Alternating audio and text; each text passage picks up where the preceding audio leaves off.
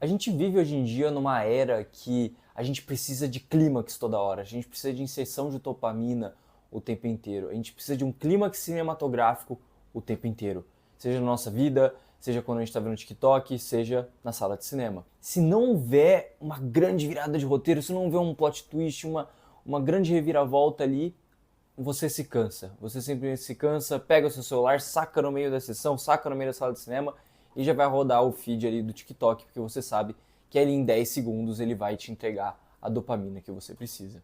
Afinal, né, pra que eu vou esperar 2 horas, 1h50 pra chorar, pra rir, pra me divertir, se o TikTok me entrega aquilo em 15 segundos? Nesse cenário, filmes como Dias Perfeitos de 2023 ou Patterson de 2016 são quase um ato de resistência, né? É praticamente uma coisa que a gente não se vê mais hoje em dia, que são filmes que basicamente ali respiram a calma e a leveza.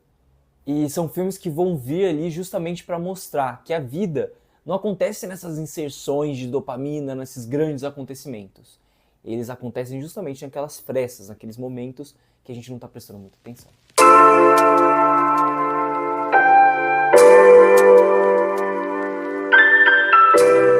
A crítica mais comum a esses filmes é aquela mais preguiçosa que existe, né? Que é, mas não acontece nada nesse filme.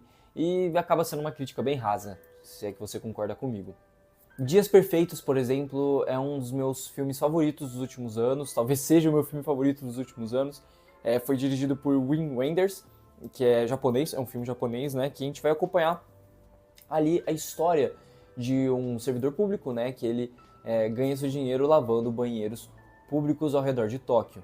A rotina de Hirayama é extremamente meticulosa, mas calma.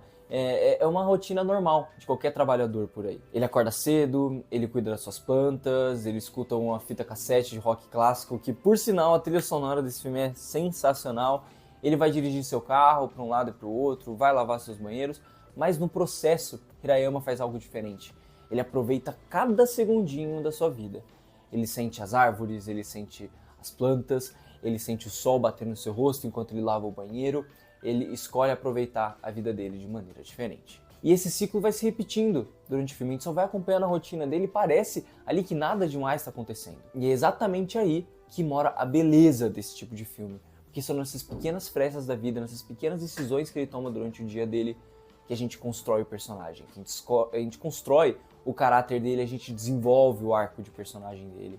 E eu acredito que assim é a nossa vida, não é mesmo? São as pequenas decisões que realmente importam. E é uma baita de uma provocação filosófica, se você for parar pra pensar. E quando a gente lê, a gente vai bem fundo. Por exemplo, Platão, em Parmênides, né? Exatamente ali no texto de 130b, né? Ele fala muito sobre como essas pequenas decisões, pequenos momentos da sua vida podem ser parte da grande ideia universal. E o que Platão quer dizer com isso? O que Platão tem a ver com Dias Perfeitos e Patterson, por exemplo? O que ele quer dizer é que até as pequenas coisas da sua vida, as pequenas coisas insignificantes, aquele café que você tomou com o seu colega de trabalho ou com a sua namorada, que você tá de boa ali conversando, eles fazem parte de uma grande ideia que você está construindo para toda a sua vida e para toda a sua jornada que você vai ter do momento que você nasceu até o momento da sua morte. Então tudo, desde o sol entrando pelo um banheiro sujo, desde uma folha batendo e caindo no chão ao seu lado,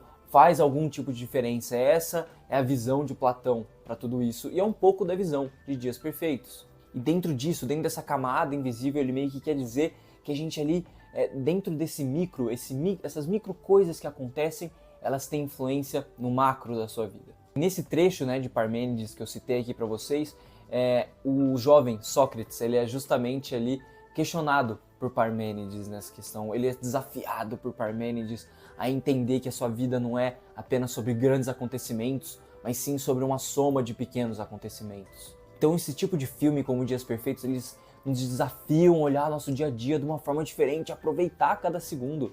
Por que quando a gente assiste esse filme a gente sorri quando a gente vê o Hirayama sorrindo para uma árvore, vendo aquela árvore e falando, meu Deus, que coisa mais linda?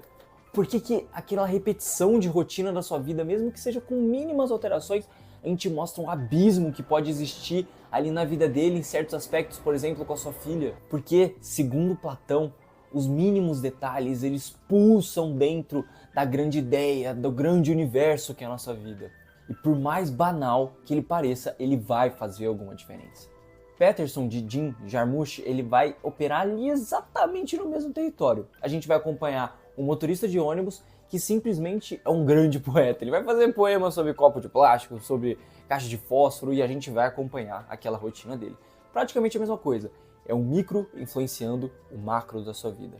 O Jarmusch e o Enders, que são os diretores desses dois filmes que eu citei, eles acreditam nesse aspecto da vida que, se você olhar com detalhe, se você olhar com atenção, todas aquelas pequenos detalhes que você tem na sua vida, você vai ter uma bela de uma ideia existencial, que você vai entender várias coisas sobre a sua vida. E na minha opinião eles estão certos, tá? Porque desde que eu assisti esses dois filmes, eu começo a olhar meu dia a dia de uma forma diferente. Quando eu tô no metrô, quando eu tô chegando no meu trabalho, quando eu tô andando no trânsito, eu procuro olhar a minha vida em pequenos aspectos, que assim eu sinto que eu consigo mudar como pessoa.